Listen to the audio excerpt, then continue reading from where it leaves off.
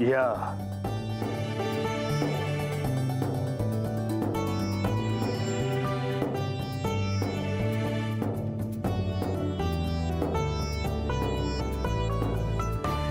देवा, जेजुरीत आल्यापासून आपली सविस्तर अशी भेट झाली नव्हती, म्हणूनच आज आपल्या दर्शनासाठी इथे आलो।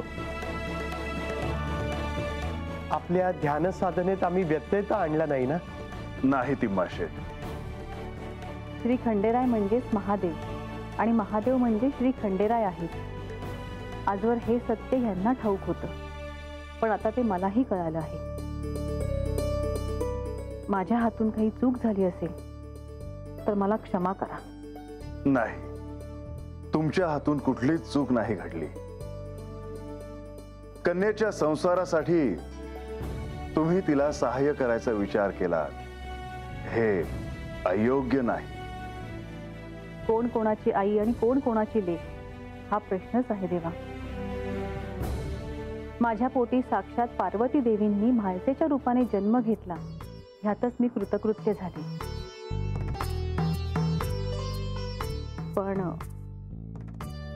पण काय? आपण निसंकोचपणे बोला। माझ्या लेकीला केवळ इतकंच वाटत आहे की त्या बानूने या जेजुरीतून निघून जावं, तिच्या संसारात ती नको। आता ह्यात मी तरी तिला काय सांगणार?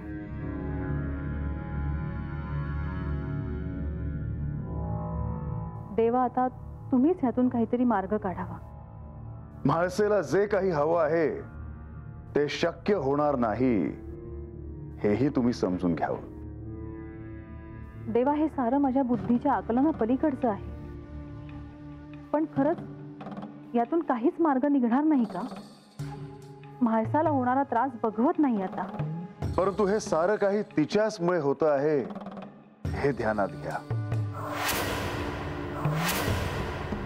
ती स्वतः माया निर्माण करणारी आहे, माया खेळणारी आहे। साक्षात पार्वतीचे रूप, साक्षात आदिशक्तीचे रूप आहे ती। पण हे ह्या कृतयुगात होणे हे स्वाभाविक आहे, कारण हा निर्णय पार्वतीचाच होता। परंतु म्हाळसेला ह्याचे स्मरण नाही। परंतु जेव्हा तिला ह्याचे स्मरण होईल तेव्हा ही शिवलीला, हे अवतार कार्य संपेल। परंतु त्यासाठी म्हाळसा आणि बानू ह्या दोघींनाही जेजुरीत थांबणे आवश्यक आहे। तिला होणारा त्रास, तिला होणारं दुःख पाहून एक आई म्हणून मला खूप यातना होतात, ते मी दूर कसं ठेवू?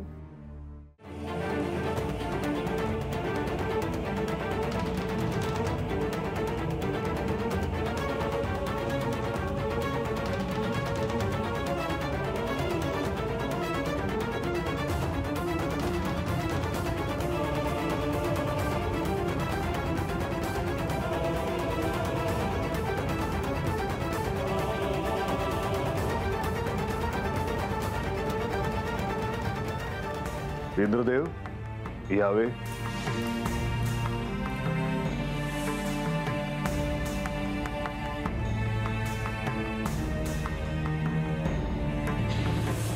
हे श्री खंडेराय, हे श्री विष्णू, आपणा उभयताना माझा प्रणाम। प्रभू, माझा प्रणाम स्वीकार करावा। देवेंद्र,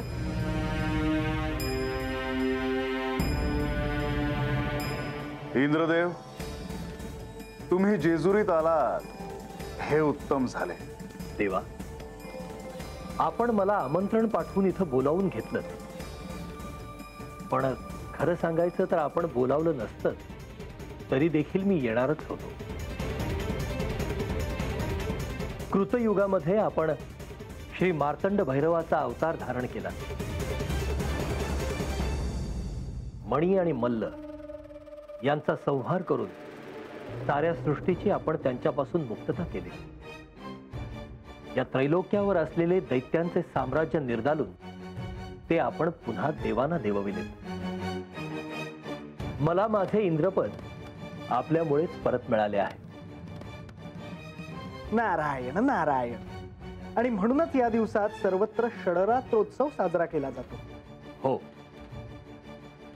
आणि म्हणूनच या षडरात्रोत्सवाच्या निमित्तानं मी आपले दर्शन घेण्यासाठी येणार होतोच. पण तत्पूर्वीच नारद मुनींनी मला आपला निरोप सांगितला आणि मी तात्काळ शचीदेवींसह इथे आलो. सचीदेवी देखील आल्या आहेत. हो, त्या श्री म्हाळसा देवींच्या कक्षात आहे. पण प्रभू, आपण मला असं तात्काळ बोलवून घेण्याचं कारण काय आहे? काही विशेष घडले आहे का?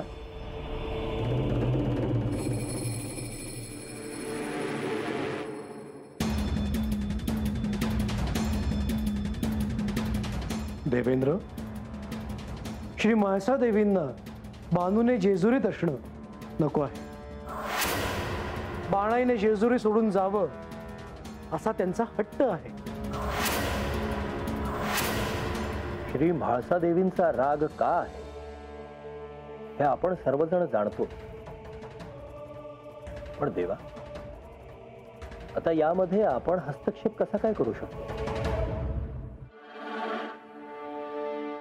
बाणाई जेजुरी सोडून जाणार नाही हे सांगितल्यामुळे श्री म्हाळसा देवीच गड सोडून गेल्या. आम्ही सगळ्यांनी त्यांना थांबवण्याचा प्रयत्न केला, परंतु त्या ठाम होत्या. माझ्या आराध्यांनीच त्यांना पुन्हा जेजुरीत आणले. परंतु आता ती जेजुरीत थांबेलच असे नाही. ती पुन्हा आता जेजुरी सोडून जाण्याचा विचार करत आहे. क्षमा असावी देवा, पण यात मी काय करावे? श्री म्हाळसा देवींनी जेजुरी सोडून जाऊ नये यासाठी आपण सर्वच प्रयत्नशील आहोत. सगळ्यांनाच प्रयत्न करायचे आहेत. त्यांना थांबवण्यासाठी तुम्हीही प्रयत्न करावे देवेंद्र. प्रभू, जिथं त्यांनी साक्षात आपलं ऐकलं नाही तिथे माझ्या सांगण्याचा काय उपयोग होणार? कारण तुम्ही बाणाईचे पिता आहात. तुमच्या बोलण्यातून त्यांनी इथेच थांबणंच इष्ट आहे याचे संकेत मिळतील. माझ्यावरील कार्याची मला काही अंशी का होईना, पण जाणीव होते. पण प्रभू, हे कार्य सोपे निश्चित नाही. अर्थातच इंद्रदेव, हे कार्य तेवढे सोपे नाही. त्यांना कसे थांबवणार हा विचार करणे आवश्यक आहे. श्री म्हाळसा देवी जेजुरी सोडून जाणं उचित नाही. त्या जेजुरी सोडून गेल्या तर काय होईल? सारे दुःखी होणार आणि यावेळी त्यांच्यासह श्री गणेशही जाणार. आणि महत्वाचे म्हणजे हे जेजुरीचे सिंहासन रित होणार. नारायण नारायण.